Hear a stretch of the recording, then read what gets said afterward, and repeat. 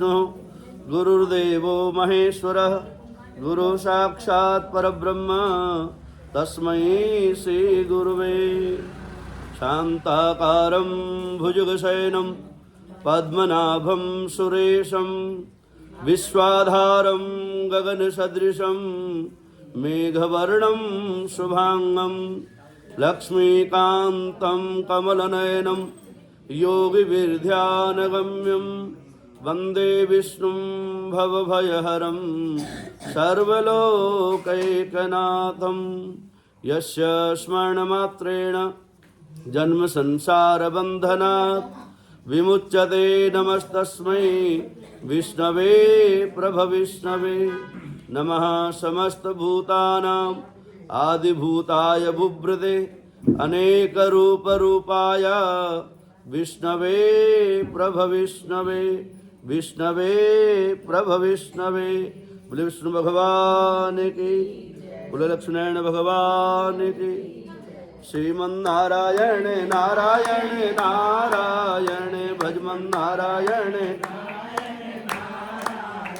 लक्ष्मी नारायण नारायण सत्यनारायण नारायण गिरधर नारायण नारायण गण नारायण सृष्टि के रचिया नारायण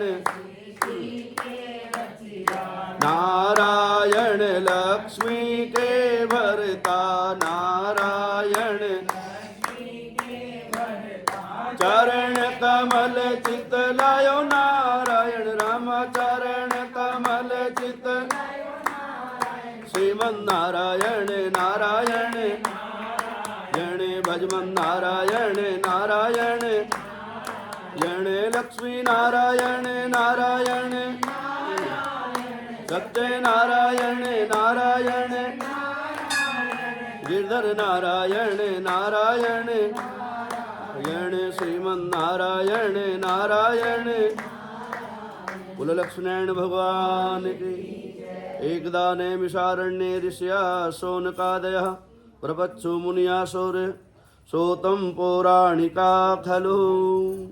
एक समय नैमिषारण्य तीर्थ में शौनकादि 88 ऋषियों ने श्री सूर्य जी से पूछा, हे प्रभु, इस कलयुग में वेद विद्या रहित मनुष्यों को प्रभु भक्ति किस प्रकार से मिलेगी तथा उनका उद्धार कैसे होगा।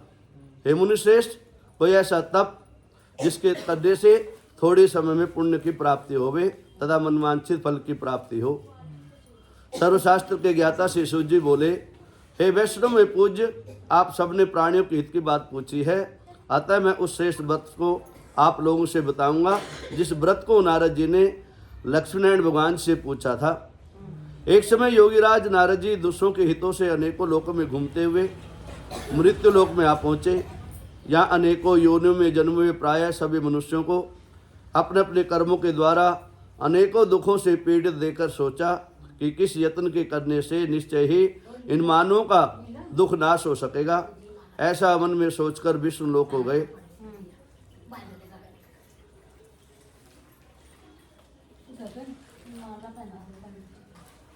पहना रखी है, कथा सुनो बस, ठीक है, बीच में मत बोलो, कथा सुनो बस। बोलो विष्णु भगवान की। ऐसा सोचकर विष्णु लोक हो गए। वहां श्वेत वर्ण 4 भुजाओं वाले देवों के ईश नयन, जिनके हाथों में शंख चक्र गदा पद्म थे तथा वरमाला पहने हुए थे, देखकर स्तुति करने लगे, हे भगवान, आप अत्यंत शक्ति से संपन्न हैं, मन तथा वाणी भी आपको नहीं पा सकती। आपका आदि मध्य अंत नहीं है, निर्गुण स्वरूप, सृष्टि के कारण भक्तों के दुखों को नष्ट करने वाले हो, आपको मेरा नमस्कार है। मुनिश्रेष्ठ, आपके मन में क्या है, आपका किस काम के लिए आगमन हुआ है, निसंकोच होकर कहो। तब नारद मुनि जी बोले, मृत्यु लोक में सभी मनुष्य जो अनेकों योनियों में जन्मे हुए हैं, अपने अपने कर्मों के द्वारा अनेकों प्रकार के दुखों से दुखी हो रहे हैं। हे नाथ, मुझ पर दया रखते हो बताए कि उन मनुष्यों के सभी दुख थोड़े ही यत्न करने से कैसे दूर हो सकते हैं। श्री भगवान जी बोले, हे नारद जी, मनुष्यों की भलाई के लिए तुमने बहुत अच्छी बात पूछी है। जिसके करने से मनुष्य मोह से छूट जाता है वह मैं कहता हूँ। पुण्य को देने वाला स्वर्ग तथा मृत्यु लोक दोनों में दुर्लभ एक उत्तम व्रत आज मैं प्रेमवश होकर तुमसे कहता हूँ कि भगवान सत्यनारायण जी का व्रत अच्छी तरह विधि पूर्व करने से मनुष्य तुरंत या सुख भोकर अंत में मोक्ष को अधिकार प्राप्त करता है। श्री भगवान जी के वचन सुनकर नारद मुनि जी बोले, इस व्रत का क्या फल है, क्या विधान है, किसने व्रत किया है और किस दिन यह व्रत करना चाहिए, विस्तार से कहो। भगवान जी बोले, दुख शोक आदि को दूर करने वाला, धन धान्य को बढ़ाने वाला, सौभाग्य तथा संतान को देने वाला, यह व्रत सभी स्थानों पर विजयी करने वाला होता है। भक्ति और श्रद्धा के साथ किसी भी दिन मनुष्य भगवान जी का यथा समय ब्राह्मणों और बंधु बांधवों के साथ धर्म पारायण होकर पूजन करे। भक्ति भाव से नैवेद्य केले का फल, घी, दूध, गेहूं का चूर्ण स्वाया लेवे। गेहूं के अभाव में साठी का चूर्ण, शक्कर, गुड़ ले और सब भक्षण योग्य पदार्थ जमा करा के भगवान को अर्पण करें तथा बंधु बांधवों के सहित ब्राह्मणों को भोजन करवावें। उसके बाद वे स्वयं भोजन करें। नित्य गीत आदि का आचरण करके भगवान जी का स्मरण करता हुआ समय व्यतीत करे। इस तरह व्रत करने पर मनुष्यों की इच्छा अवश्य ही पूरी होती है। विशेष करके कलिकाल में मृत्यु लोक पे यही मोक्ष का सरल उपाय है। बोलो विष्णु भगवान की। श्रीमन नारायण नारायण यणे भजमन नारायण नारायण यणे लक्ष्मी नारायण नारायण सत्य नारायण नारायण हरिहर नारायण नारायण रायण मीरा के प्रभु गिरिधर नागर मीरा के प्रभु चरण कमल पद लायो नारायण रामा चरण कमल पद लायो नारायण श्रीमन नारायण नारायण नारायण भजमन नारायण नारायण लक्ष्मी नारायण सत्य नारायण नारायण नारायण गिरधर नारायण नारायण रायण श्रीमन नारायण नारायण।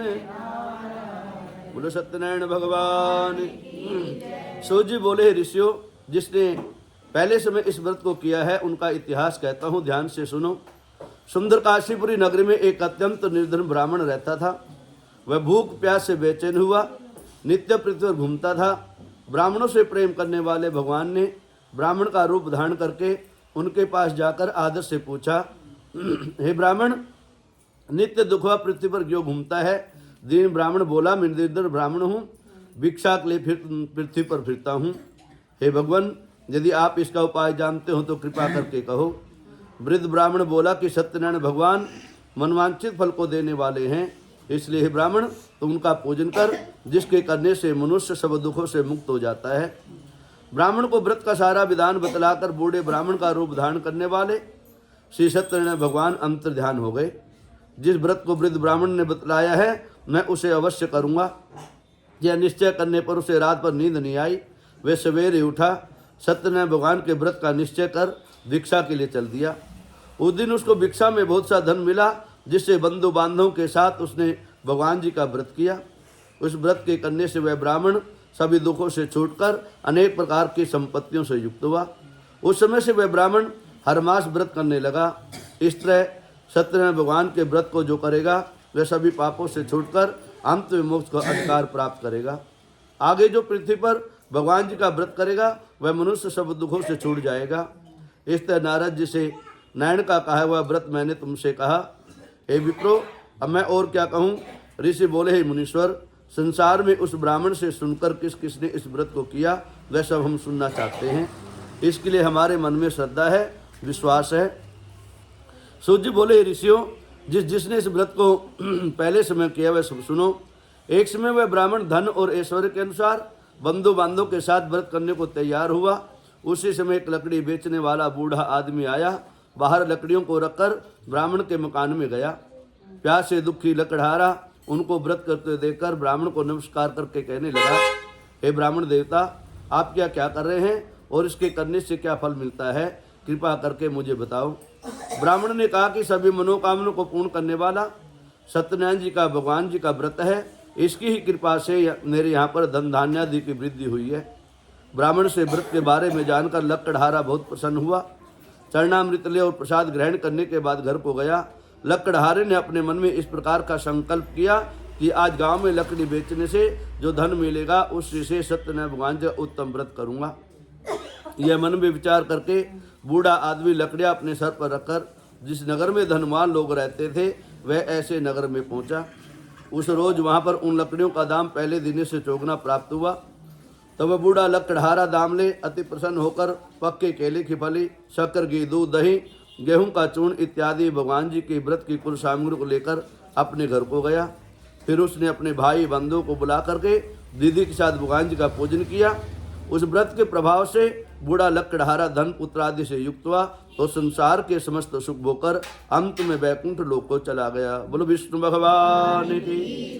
श्रीमन नारायण नारायण नारायण भजमन नारायण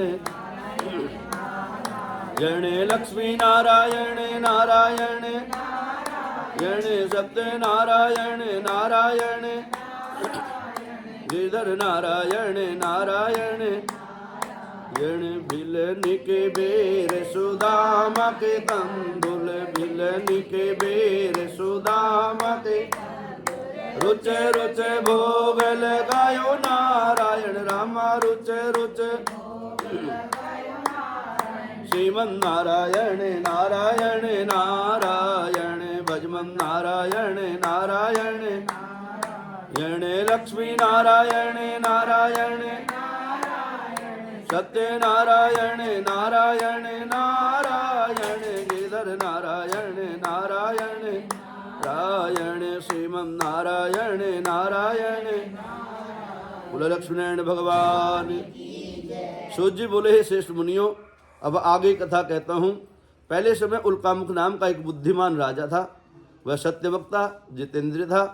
प्रतिदिन देवस्थानों पर जाता, गरीबों को दम देकर उनके कष्ट दूर करता था। उसकी पत्नी कमल के समान मुख वाली और सती साध्वी थी। भद्रशिला नदी के तट पर उन दोनों ने भगवान जी का व्रत किया। उस समय वहाँ पर एक साधु नाम का वैश्य आया। उसके पास व्यापार के लिए बहुत सा धन था। राजा को व्रत को करते हुए देखकर वह विनय से पूछने लगा, हे राजन, भक्ति और श्रद्धा से आप क्या कर रहे हैं? मेरी सुनने की इच्छा है, तो आप यह मुझे बताएं। राजा बोले, हे साधु, अपने बांधों के साथ पुत्रादि की प्राप्ति के लिए महाशक्तिमान भगवान जी का व्रत व पूजन किया जा रहा है। राजा के वचन सुनकर साधु आदर से बोला, हे राजन, मुझसे इसका सब विधान कहो। मैं भी आपके कथानुसार इस व्रत को करूँगा। मेरी भी कोई संतान नहीं है और इससे निश्चय ही होगी। राजा से सब विधान सुनकर व्यापार से निवृत्त हो वह आनंद के साथ अपने घर को गया। साधु ने अपनी पत्नी से संतान देने वाले उस व्रत का वर्णन सुनाया और कहा, जब मेरे घर संतान होगी तो मैं इस व्रत को अवश्य करूँगा। साधु ने ऐसे वचन अपनी स्त्री लीलावती से कहे। एक दिन उसकी पत्नी लीलावती पति के साथ आनंदित हो सांसारिक धर्म में प्रवृत्त होकर भगवान सत्यनारायण की कृपा से गर्भवती हुई तथा 10वें महीने में उसके घर में एक सुंदर कन्या का जन्म हुआ। दिनों दिन वह कन्या इस तरह बढ़ने लगी जैसे शुक्ल पक्ष का चंद्रमा बढ़ता है। कन्या का नाम कलावती रखा गया। तो लीलावती ने मीठे शब्दों में अपने पति से कहा, जो आपने संकल्प किया था कि सत्यनारायण जी का भगवान जी का व्रत करूँगा, अब आप उसे करिए। साधु बोला, हे प्रिय, इसके विवाह के समय करूँगा। इस प्रकार अपनी पत्नी को आश्वासन देकर वह नगर को गया। कलावती पितृगृह में युवावस्था को प्राप्त हो गई। साधु ने जब नगर में अपनी सखियों के साथ पुत्री को देखा तो तुरंत ही दूत को बुलाकर कहा कि पुत्री के लिए कोई सुयोग्य वर देकर लाओ। साधु की आज्ञा पाकर दूत कंचन नगर पहुंचा और वहां पर देखभाल करके लड़की के लिए सुयोग्य वणिक पुत्र को ले आया। उस सुयोग्य लड़के को देखकर साधु ने अपने बंधु बांधव के सहित प्रसन्न चित्त मन से अपनी पुत्री के विवाह उसके साथ कर दिया, किंतु दुर्भाग्य से विवाह के समय भी उस व्रत को करना भूल गया। तब श्री भगवान क्रोधित हो गए और शाप दिया, तुम्हें दारुण दुख प्राप्त होगा। अपने कार्य में कुशल साधु बनिया जामाता के सहित समुद्र के स्थिर होकर रतनसार नगर में गया और वहाँ दोनों ससुर जमाई चंद्रकेतु राजा के उस नगर में व्यापार करने लगे। एक बार भगवान की सत्यनारायण की माया से प्रेरित कोई चोर राजा के धन को चुराकर भागा जा रहा था, किंतु राजा के दूतों को आता देखकर चोर ने घबराकर भागते हुए धन को वहीं चुपचाप रख दिया जहाँ ससुर जमाई ठहरे हुए थे। जब दूतों ने उस साधु वैश्य के पास राजा के धन को रेखा देखा तो दोनों को पकड़ कर ले गए। राजा के समीप जाकर बोले, हम 2 चोर पकड़ कर लाए हैं, देखकर आज्ञा दीजिए। राजा की आज्ञा से उन्हें कठिन कारावास में डाल दिया और उनका जो धन था वो छीन लिया। श्री सत्यनारायण भगवान के श्राप के द्वारा उनकी पत्नी भी घर पर बहुत दुखी हुई और घर पर जो धन रखा था उसे चोर चुरा कर ले गए। शारीरिक व मानसिक पीड़ा, भूख प्यास से अति दुखित हो अन्न की चिंता में कलावती ब्राह्मण के घर में गई। वहाँ उसने भगवान जी का व्रत करते देखा, फिर कथा सुनी, प्रसाद ग्रहण कर रात को घर आई। माता ने कलावती से कहा, पुत्री तो अब तक कहाँ रही थी और तेरे मन में क्या है? कलावती बोली, हे माता, मैंने ब्राह्मण के घर में सत्यनारायण जी का व्रत करते हुए देखा। कन्या के वचन सुनकर लीलावती भगवान के पूजन की तैयारी करने लगी। लीलावती ने परिवार और बंधु के सहित भगवान जी का पूजन व व्रत किया और यह वर मांगा, मेरे पति और दामाद शीघ्र ही आ जावें। साथ ही प्रार्थना करी, हम सबका अपराध क्षमा करें। भगवान सत्यनारायण इस व्रत से संतुष्ट हो गए और राजा चंद्रकेतु को स्वप्न में दर्शन देकर कहा, हे राजन, दोनों वैश्यों को प्रातः ही छोड़ दो और उनका सारा धन जो तुमने ग्रहण किया है उसे वापस दे दो, नहीं तो तुम्हारा धन राजपुत्र आदि सभी नष्ट कर दूंगा। राजा से ऐसा कहकर भगवान अंतर ध्यान हो गए। प्रातःकाल राजा चंद्रकेतु ने सभा में अपना स्वप्न सुनाया। तो दोनों वणिक पुत्रों को कैद से मुक्त करके सभा में बुलाया। दोनों ने आते ही राजा को नमस्कार कर किया। राजा मीठे वचनों से बोला, हे महानुभावों, भाविवश ऐसा कठिन दुख प्राप्त हुआ है, अब तुम्हें कोई भय नहीं है। ऐसा कहकर राजा ने उनको नए नए वस्त्राभूषण पहनवाए। उनका जितना धन लिया था उससे दुगना दे देकर आदर से विदा किया। दोनों वैश्य अपने घर की ओर चल दिए। बोलो विष्णु भगवान की। श्रीमन नारायण नारायण नारायण भजमन नारायण नारायण लक्ष्मी नारायण नारायण नारायण सत्य नारायण नारायण जन गिधर नारायण नारायण नारायण दुर्योधन की मेवा त्यागी दुर्योधन की साग भी दूर घर खायो नारायण नाम साग भी दूर श्रीमन नारायण नारायण यण भजमन नारायण नारायण नारायण लक्ष्मी नारायण सत्य नारायण नारायण नारायण गिधर नारायण नारायण नारायण हरिहर नारायण नारायण। बोले लक्ष्मीनारायण भगवान। सूर्य बोले, वैश्य ने मंगलाचर करके यात्रा आरंभ करी और अपने नगर की ओर चल दिए। उनके थोड़ी दूर निकलने पर दंडी वेशधारी भगवान सत्यनारायण ने उनसे पूछा, हे साधु, तेरे नाम में क्या है? अभिमानी अनबणिक हंसता हुआ बोला, हे दंडी, आप क्यों पूछ रहे हो? क्या धन लेने की इच्छा है? मेरे नाम में बेल पत्ते भरे पड़े हैं। वैश्य का कठोर वचन सुनकर भगवान ने कहा, तुम्हारा वचन सत्य हो। दंडी ऐसा कहकर वहां से दूर चले गए और कुछ दूर जाकर समुद्र के किनारे बैठ गए। दंड के जाने पर वैश्य ने नित्य क्रिया करने के बाद नाव को ऊंची उठी देखकर अचंबा किया तथा नाव में बेल पत्ते आते देखकर मूर्छित हो जमीन पर गिर पड़ा। फिर मूर्छा खुलने पर अत्यंत शोक प्रकट करने लगा। तब उसका दामाद बोला, आप शोक न करें, यह दंडी का ही शाप है, अतः उनकी शरण में चलना चाहिए, तभी हमारी मनोकामना पूर्ण होगी। दामाद के वचन सुनकर वह दंडी के पास पहुंचा और अत्यंत भक्तिभाव से नमस्कार करके बोला, मैंने जो आपसे असत्य वचन कहे थे उनकी क्षमा करो। ऐसा कहकर शोकातुर हो रोने लगा। तब दंडी भगवान बोले, हे बड़ी पुत्र, मेरी आज्ञा से बार बार तुम्हें दुख प्राप्त हुआ है, तो मेरी पूजा से विमुख हुआ है। साधु बोला, हे भगवान, आपकी माया से ब्रह्मा आदि भी देवता आपके रूप को नहीं जानते हैं, तो मैं ज्ञानी कैसे जान सकता हूँ? आप प्रसन्न होइए, मैं आप सामर्थ्य के अनुसार आपका पूजन करूँगा, कथा करूँगा, मेरी रक्षा करो और पहले के समान नौका में धन भर दो। उसके भक्ति युक्त वचन सुनकर भगवान प्रसन्न हो गए। उसकी इच्छा अनुसार वर देकर अंतर ध्यान हो गए। तब उन्होंने नाव पर आकर देखा, नाव धन से परिपूर्ण है। फिर वह सत्यनारायण भगवान जी का पूजन करके साथियों सहित अपने नगर की ओर चला। जब अपने नगर के निकट पहुंचा तो दूत को घर भेजा। दूत ने साधु के घर जाकर उसकी पत्नी को नमस्कार कर कहा, साधु अपने दामाद के सहित इस नगर के समीप आ गए हैं। ऐसा सुन साधु की पत्नी ने बड़े हर्ष के साथ भगवान जी का पूजन करके अपनी पुत्री से कहा, मैं अपने पति के दर्शन के लिए जा रही हूँ, तो कार्य पूर्ण करके शीघ्र आ जाना। माता के वचन सुनकर कलावती प्रसाद छोड़कर जल्दी से पति के पास गई। प्रसाद की अवज्ञा के कारण भगवान सत्येंद्रदेव रुष्ट हो गए। उसके पति को नाव सहित पानी में डुबो दिया। कलावती अपने पति को न देखकर रोते ही जमीन पर गिर पड़ी। इस तरह नौकों को डूबा हुआ और कन्या को रोता हुआ देखकर साधु बड़ा दुखी होकर बोला, हे प्रभु, मुझसे या मेरे परिवार से जो भूल हुई उसे क्षमा करें। उसके दीन वचन सुनकर सत्यनारायण भगवान प्रसन्न हो गए और आकाशवाणी हुई, हे साधु, तेरी कन्या मेरे प्रसाद को छोड़कर आई है, इसलिए उसका पति अदृश्य हुआ है। यदि वह घर जाकर प्रसाद ग्रहण करके लौटे तो इसे पति के दर्शन अवश्य मिलेंगे। आकाशवाणी सुनकर कलावती ने घर पहुंचकर प्रसाद ग्रहण किया, फिर अपने पति के दर्शन किए। उसके पश्चात साधु ने बंधु बांधवों के सहित भगवान जी का पूजन किया और इस लोक का सुख भोकर अंत में सरलोक का अधिकार प्राप्त किया। बोलो विष्णु भगवान की। श्रीमन नारायण नारायण नारायण भजमन नारायण नारायण लक्ष्मी नारायण नारायण सत्य नारायण नारायण नारायण गिरधर नारायण नारायण।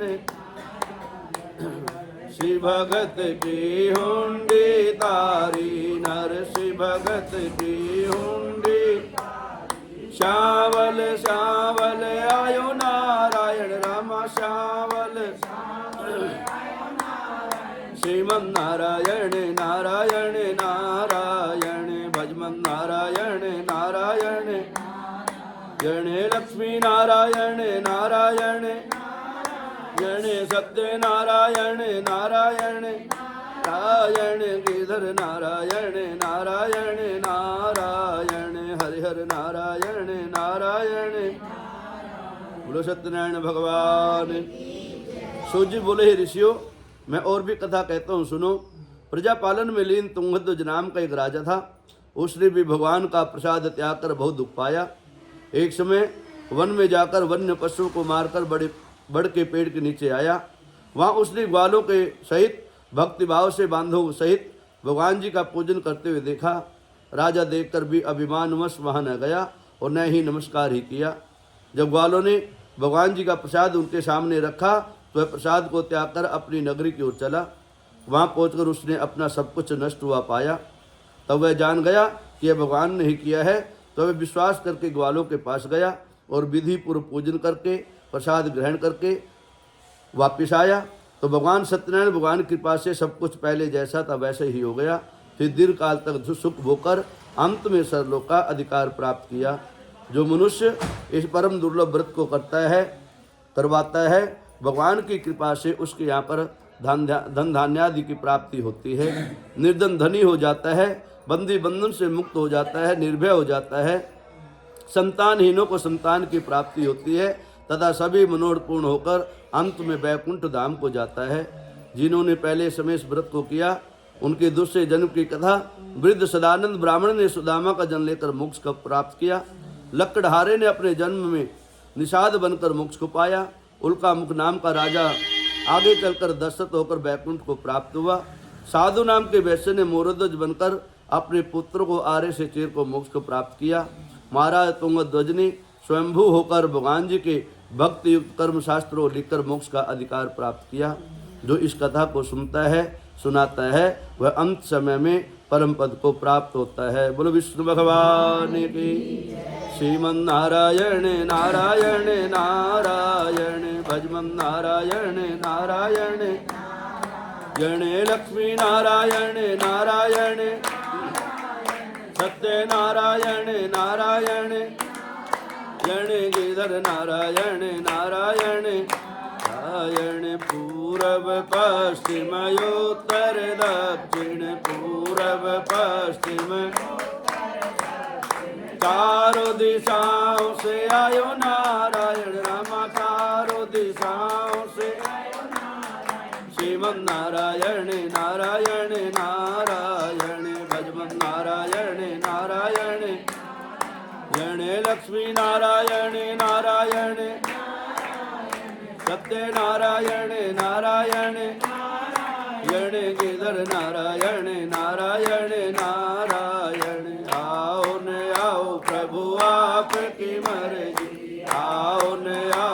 प्रभु आपकी मर्जी सारी संगत कीजिए हो सारी संगत कीजिए हो आकर दर्श दिखायो नारायण रमाया कर दर्श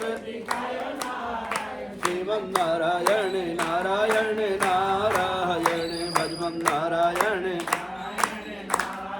जने लक्ष्मी नारायण नारायण जने सत्य नारायण नारायण गिरधर नारायण नारायण नारायण श्रीमन नारायण नारायण सशंखचक्रं सकरीटकुण्डलं सपीतवस्त्रं सरसीरुहेक्षणं शहारवक्षस्थलकोस्तवश्रियं नमामि विष्णुं शिरसा चतुर्भुजं बोलो विष्णु भगवान की बोलो लक्ष्मण भगवान की जय जय श्री राधे।